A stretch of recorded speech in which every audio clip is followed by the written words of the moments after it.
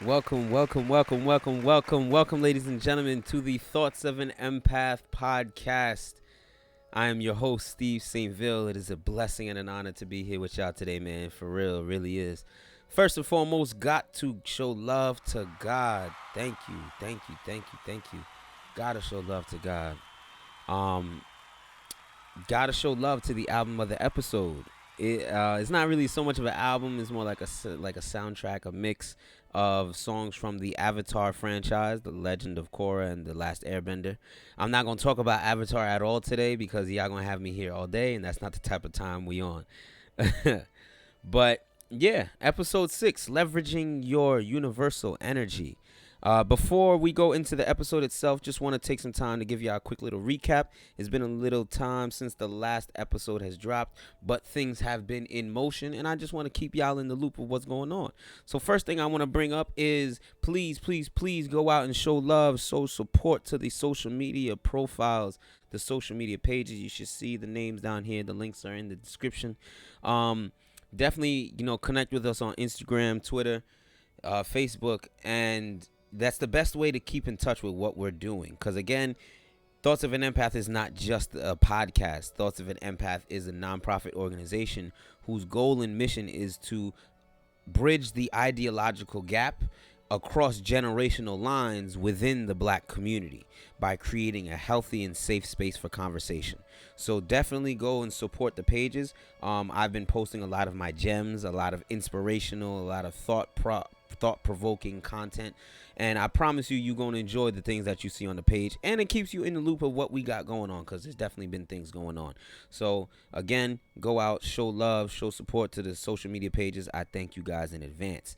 Next thing I want to bring up, just want to do a quick little promo for my business, Empath Marketing. Again, if you don't know, I own and operate a full-service digital marketing ministry. So if you have a small business, if you are looking to start a small business and you need some help with the marketing, everything's online nowadays, so you're going to have to be on social media.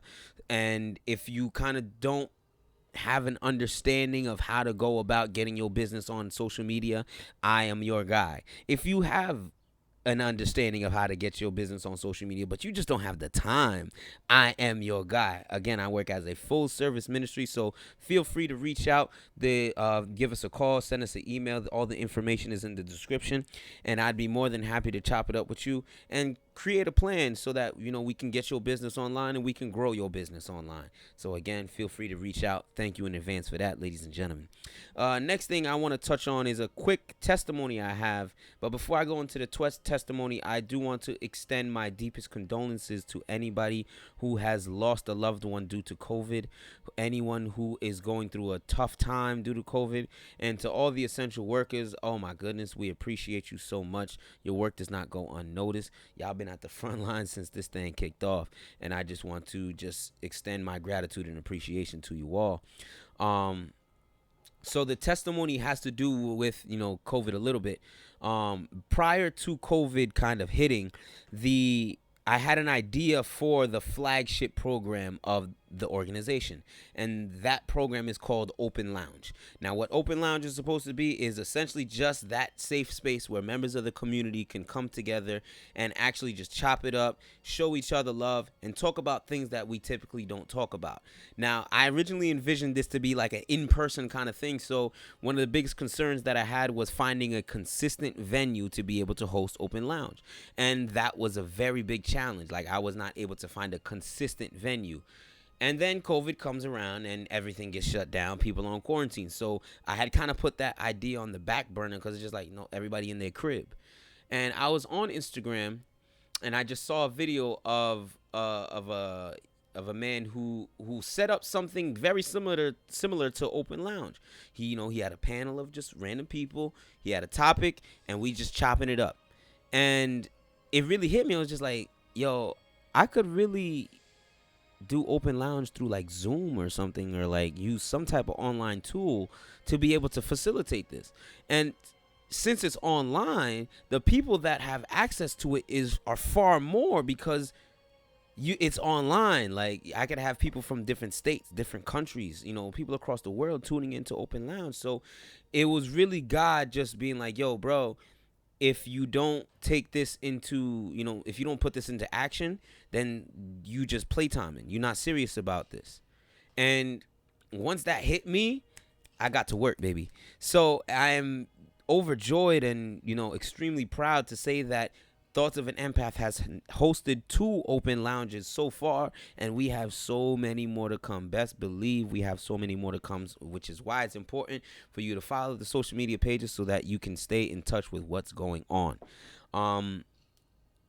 Next thing I want to touch on, while we don't have an open lounge date for you yet, we do have a program coming up this Monday at 7 p.m. Eastern Standard Time. This Monday, July 20th at 7 p.m. Eastern Standard Time. Thoughts of an Empath will be hosting a financial literacy panel. Yes.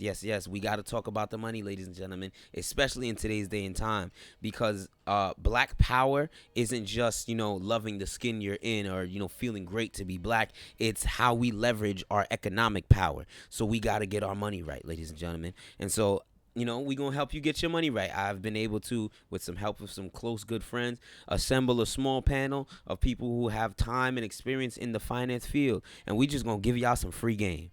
That's all it's about. So definitely come out. The registration link is in the description. Just put your name, put your email, and I will most definitely see you Monday night, 7 p.m. Thank you in advance for that. And the last thing I just want to touch on, if you saw last episode, I let you guys know that I was expecting a young queen, and I just want to update you guys that the young queen has arrived. Baby Kalani is here. She is healthy. She is strong. She is beautiful. And my goodness, I love you, baby girl. I love you. Thank you so much for just bringing so much new joy into my life. And a huge shout out to her mother as well, who's been working tirelessly just to, exemplify what a mother should be. So thank you so much. Huge shout out to you. I appreciate you so much. Thank you. Well, we here, episode 6, baby. Leveraging your universal energy. So I came up with the concept for this episode. It was a couple weeks ago. I was on Twitter. I was on my personal Twitter, and I went on like a little rant. And during the rant, I said that never in my life have I felt so unstoppable, as if the physical and spiritual energy of the universe is at my fingertips. And ladies and gentlemen, when I say I believe that wholeheartedly, like for real, it was really overwhelming in the moment, honestly. And I started to kind of just reflect and think, and I was wondering, like, how does someone get to the point where they feel the way I did, where it's just like I just feel unstoppable, as if nothing can stand in my way?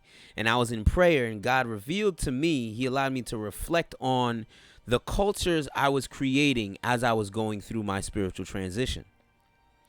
And these cultures are, in fact, the ingredients required to properly leverage our universal energy. And these cultures are a culture of crazy faith, a culture of prayer and or meditation, and a culture of listening and reading. Now, these are very simple cultures. They're very simple concepts. And what I just want to do real quick is just chop it up with y'all and just explain the significance of how these cultures work in order for us to leverage that energy and now complete whatever it is that we have our mind focused on. So the first culture, the culture of crazy faith, essentially tells us that no matter what happens, no matter the situation, no matter the obstacle, no matter the mountain, no matter how uncomfortable, no matter how painful it is, as long as I stay the course, as long as I don't give up, whatever it is that I'm going towards, that I'm working towards, is not only possible, but it will come to fruition. That's what crazy faith tells us. So by choosing to have a crazy faith, what we are doing is we are abolishing fear from our spirit. Fear can't live here.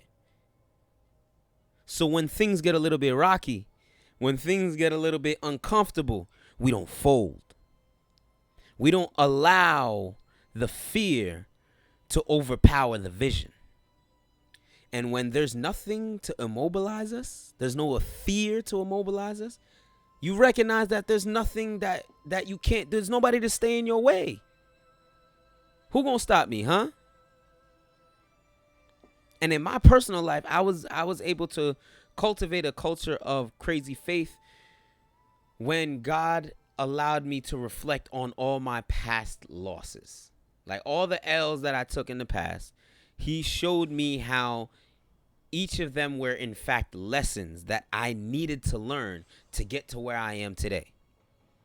And the situations, despite them being super uncomfortable and, not fun situations to go through, they were necessary in order for me to learn that lesson. So it just became very apparent to me, like, yo, through everything that I've gone through, God was on my side. And so if God is on my side, even in the darkest, most situations. So if in all of that, he's working in my favor, I now have no reason to believe that he's working against me. And that just goes to reinforce that, no matter what I put my mind to, no matter what uncomfortable situation I have to go through in order to learn whatever lesson, the end goal, fulfilling that purpose, is not only possible, but it will come to fruition. And that is a culture of crazy faith. The next culture is the culture of prayer and meditation. And what prayer and meditation essentially do is they serve as a release mechanism. Now, just because I have full faith that, anything I put my mind to is going to come to pass as long as I, stay the course and I don't give up, it doesn't mean that I don't go through the process itself. Like, I'm still going through the experiences. I'm still learning those lessons. And with each new experience comes a new wave of emotions and feelings that can very easily deter us from our goal.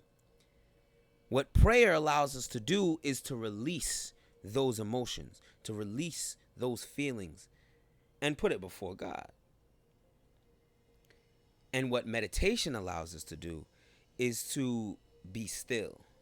Meditation allows us to be present, to be here, to be in the moment.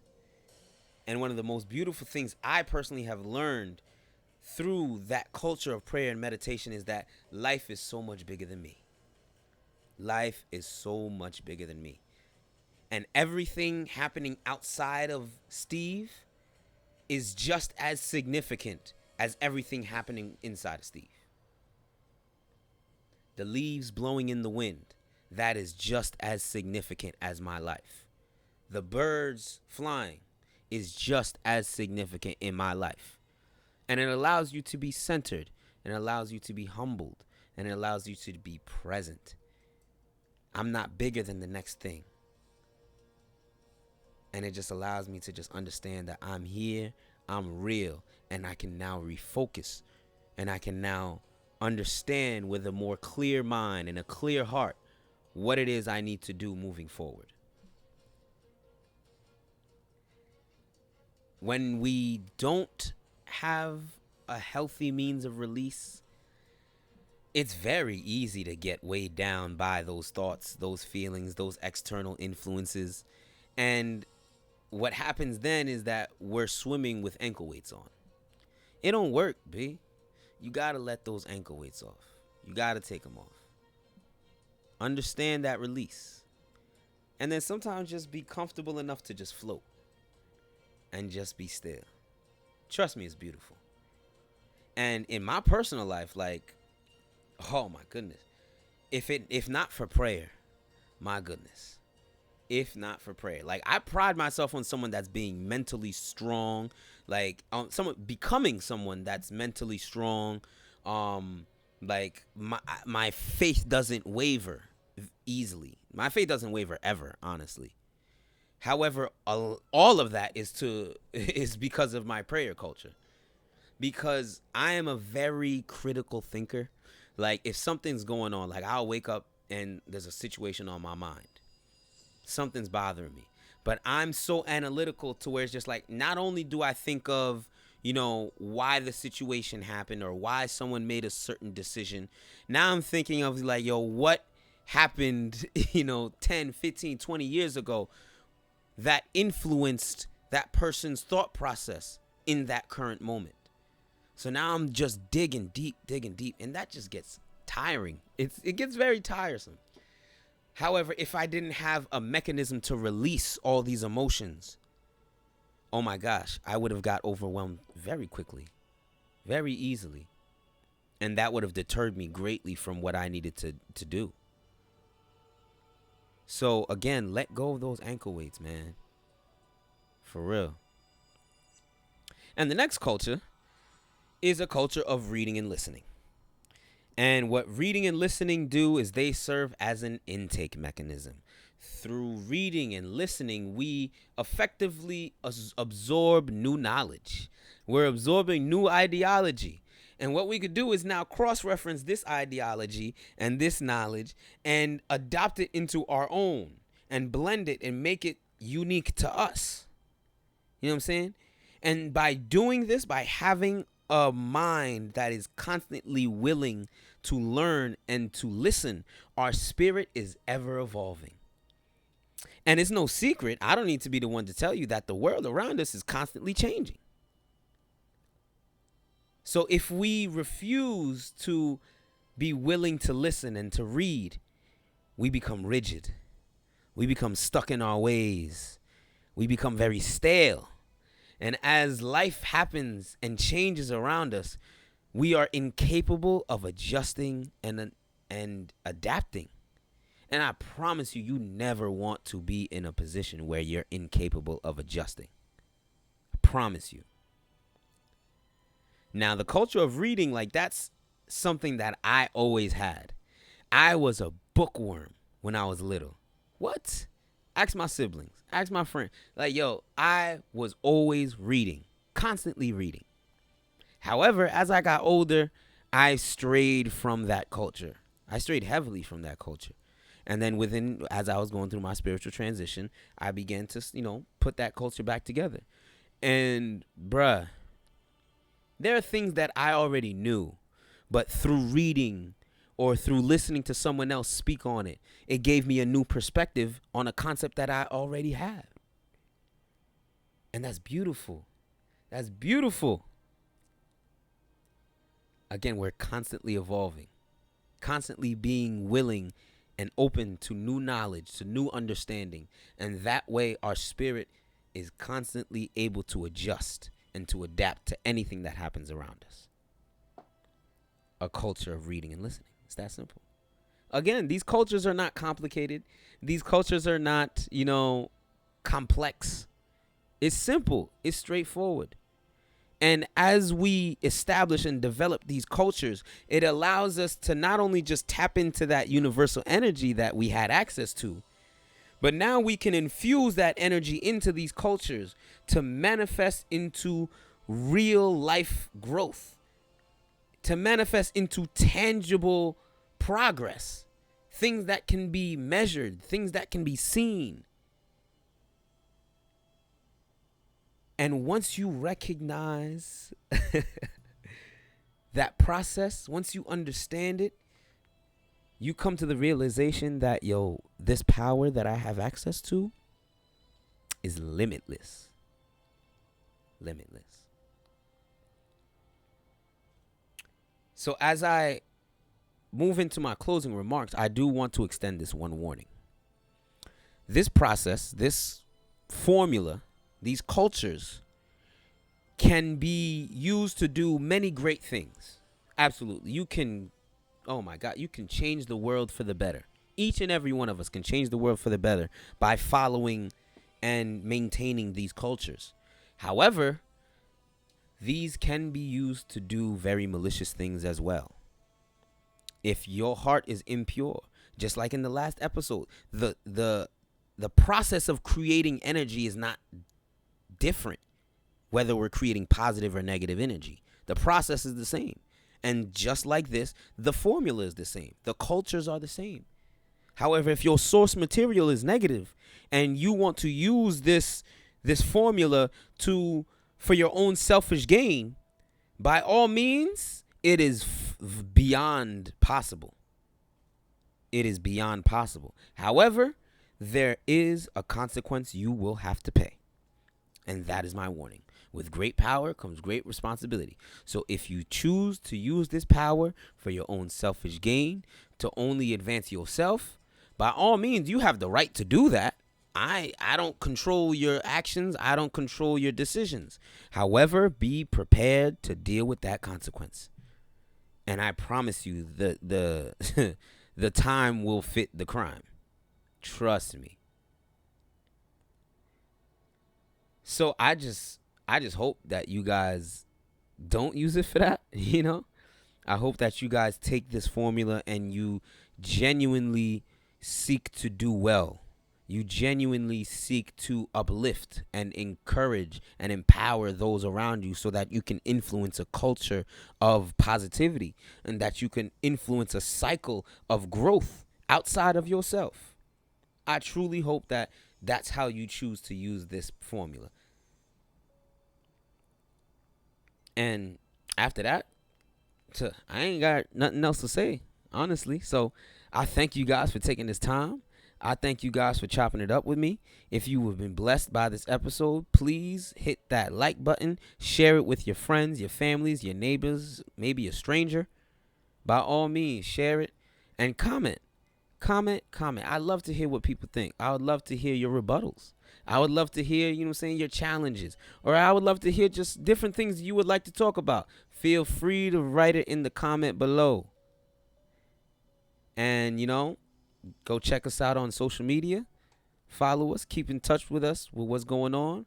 This Monday, Financial Literacy Seminar, 7 p.m. Eastern Standard Time. Zoom link is in the description. I love you guys. I appreciate y'all. And for real, man, let's just go out and be great. I can't wait to see all the amazing things that y'all can do. I can't wait. So thank you. I love you. And I pray y'all have a blessed day.